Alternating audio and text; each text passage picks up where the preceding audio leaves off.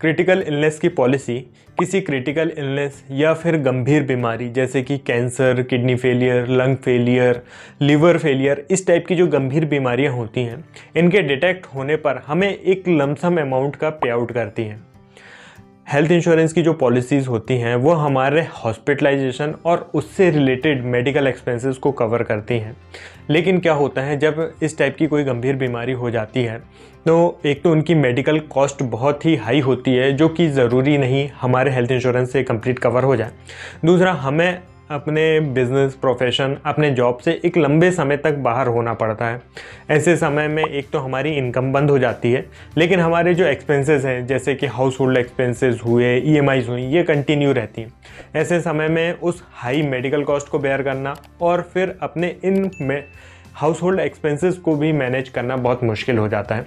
ऐसे समय में ये क्रिटिकल इलनेसेस की पॉलिसीज़ बहुत ही हेल्पफुल होती हैं, क्योंकि ये क्रिटिकल इलनेस डिटेक्ट होने पर हमने एक फिक्स्ड बेनिफिट देती हैं, एक फिक्स्ड अमाउंट का लमसम पे आउट कर देती हैं।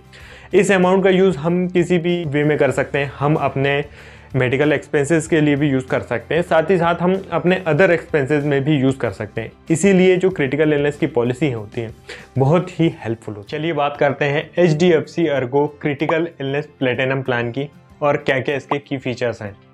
यह प्लान 15 क्रिटिकल इलनेसेस को कवर करता है। 15 डिसीज़ की एक लिस्ट है और इस लिस्ट में से कोई भी एक बीमारी यदि डिटेक्ट होती है तो जो भी सम इंश्योर्ड आपने लिया है उसका पे आउट हो जाता है। सम इंश्योर्ड के लिए मिनिमम 1 लाख से लेकर मैक्सिमम 50 लाख तक के ऑप्शंस अवेलेबल हैं। इस प्लान में minimum entry age 5 years and maximum entry age 65 years है। मैक्सिमम जो प्लान होते हैं उनमें मिनिमम एंट्री एज 18 ईयर्स होती है। इस प्लान में वह मिनिमम एंट्री एज 5 ईयर्स है। There are 2 options for survival period, 15 days and 30 days. Survival period का मतलब यह होता है, पॉलिसी लेने के बाद यदि कोई क्रिटिकल इलनेस डिटेक्ट होती है तो उस पेशेंट को एटलीस्ट उस सर्वाइवल पीरियड तक सर्वाइव करना या फिर जिंदा रहना ज़रूरी है। उस सर्वाइवल पीरियड से पहले यदि पॉलिसी होल्डर की डेथ हो जाती है तो उसे पॉलिसी के बेनिफिट या फिर सम इंश्योर्ड का जो पे आउट है वह नहीं होगा। इस प्लान में सर्वाइवल पीरियड के लिए 15 डेज एंड 30 डेज के ऑप्शंस अवेलेबल हैं। चलिए देखते हैं कि कौन कौन सी बीमारियां इस प्लान में कवर हैं, जिनमें है first heart attack of specified severity, open chest CABG, stroke resulting in permanent symptoms, cancer of specified severity, kidney failure requiring regular dialysis, major organ transplantation, multiple sclerosis with persisting symptoms, permanent paralysis of limbs, surgery of aorta, primary pulmonary hypertension, benign brain tumour, Parkinson disease, Alzheimer's disease, end stage liver failure, open heart replacement और repair of heart valves.